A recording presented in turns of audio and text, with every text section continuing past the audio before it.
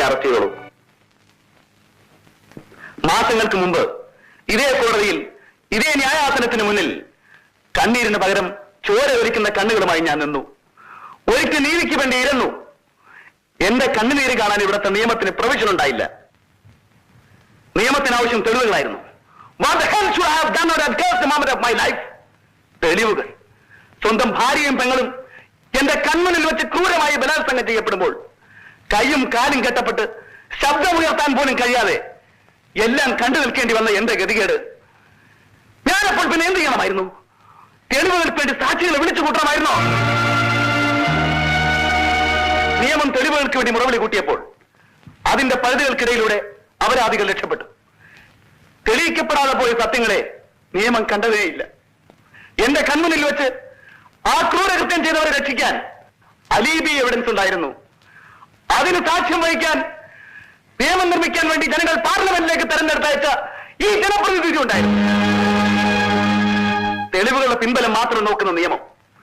ഇതിന്റെ പേര് നീതി എന്നാണെങ്കിൽ ഞാൻ പറയും ആ വാക്കിന് അർത്ഥം നഷ്ടപ്പെട്ടുവെന്ന്. അപരാധികളെന്ന് സത്യം ബോധ്യപ്പെടുത്തിയ അവരെ 7 പേരെയും അലീബി എന്ന സ്ഥാപിച്ചെടുത്ത തെളിവുകൾ രക്ഷപ്പെടുത്തി. അവർ 7 പേരും ഒന്നും ജീവിച്ചിരിപ്പില്ല.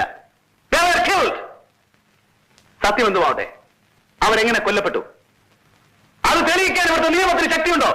I am saying a big no. ഇല്ല സാർ, തെളിവുകൾ ഹാജരാക്കാൻ ഇവർക്ക് കഴിയില്ല. ഓരോ കൊലപാതകങ്ങൾ നടക്കുമ്പോഴും പോലീസ് ഡിപ്പാർട്ട്മെന്റ് എന്നെ സംശയിച്ചു. പക്ഷേ കൊല്ലപ്പെട്ടവർ എനിക്കെതിരെ പ്രയോഗിച്ച അതേ അലീബി എവിഡൻസിന്റെ എന്റെ രക്ഷയ്ക്കെത്തി. I can prove it. എനിക്കത് പ്രൂവ് ചെയ്യാൻ കഴിയും. ഓരോ കൊലപാതകങ്ങൾ നടക്കുമ്പോഴും ഞാൻ ഓരോരോ സ്ഥലങ്ങളിലായിരുന്നു. ജഡ്ജിയുടെ വീട്ടിൽ, ഓപ്പറേഷൻ തിയേറ്ററിൽ, കോൺഫറൻസ് ഹാളിൽ. ഈ അലീബികൾക്ക് സാക്ഷ്യം വഹിക്കാൻ ഞാൻ എത്ര പേരെ വേണമെങ്കിലും നിരത്താം.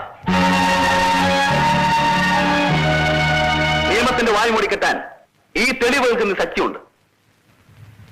എന്നെ ശിക്ഷിക്കാൻ നിയമത്തിന്റെ പരിധികൾക്കുള്ളിൽ നിന്നുകൊണ്ട് ഇവിടുത്തെ ന്യായാസനത്തിന് കഴിയില്ല. And I know it.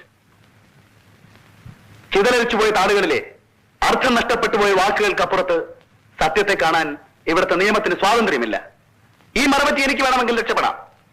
പക്ഷേ മറ്റെല്ലാത്തിലും വലുത് എനിക്കെന്റെ മനസാക്ഷിയാണ്.